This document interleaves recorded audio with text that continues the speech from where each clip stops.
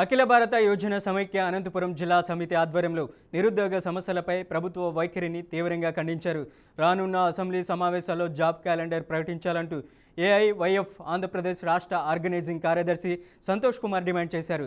ఎన్నికల సమయంలో ఇచ్చిన హామీల ప్రకారం తొలి ఏడాదిలో ఖాళీ పోస్టుల భర్తీ, ప్రతి సంవత్సరం జనవరిలో జాబ్ క్యాలెండర్, నిరుద్యోగ భృతి, యువతకు శిక్షణ వంటి హామీలిచ్చి 19 నెలలు గడిచినా ఒక్కటి కూడా అమలు కాలేదని విమర్శించారు.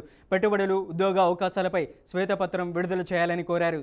వాలంటీర్లకు న్యాయం చేయాలని, మద్యం దుకాణాల మూసివేతతో నష్టపోయిన ఏపీ బెవరేజ్ యువతకు ప్రత్యామ్నాయం చూపాలన్నారు. రాష్ట్ర వ్యాప్తంగా అఖిల భారత యువజన సమైక్య ఆధ్వర్యంలో అన్ని కలెక్టరేట్ వద్ద నిరసన కార్యక్రమం నిర్వహిస్తా ఉన్నాం.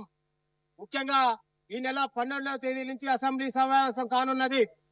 అందులో ముఖ్యంగా మంత్రి ఉపసంఘం ఏర్పాటు చేయాలని, నిరుద్యోగ సమస్య పరిష్కరించడానికి ఒక వేదిక అమర్చాలని, అలాగే ఏడాదికి ఏదైతే 4 లక్షల ఉద్యోగాలు ఇస్తామన్నారో, అలాగే 20 లక్షల మందికి నిరుద్యోగ భృతి 3,000 ఇస్తామన్నారో ఆ వాగ్దానాలు నెరవేర్చాలని, అలాగే ప్రభుత్వ శాఖల్లో కార్మికులటువంటి సుమారు 3 లక్షల ఉద్యోగాలు కల్పనకు ప్రభుత్వం తక్షణమే ఈ అసెంబ్లీ సమావేశంలో నిర్ణయం తీసుకోవాలనేది ఈ సందర్భంగా ముందస్తుగా నిరసన తెలియజేస్తా ఉన్నాం. ఒకవేళ మంత్రి ఉపసంఘం ఏర్పాటు చేయకపోయినా అసెంబ్లీ సమావేశంలో చర్చకు నిరుద్యోగ సమస్య రాకపోతే మరింత ఉద్రిక్త చేస్తామనేసి, నిరుద్యోగ సమస్యల మీద మరింత కఠినమైన ఉద్యమాలు, ఉద్యమాలకు కూడా తెలియజేస్తామని ఈ సందర్భంగా తెలియజేస్తూ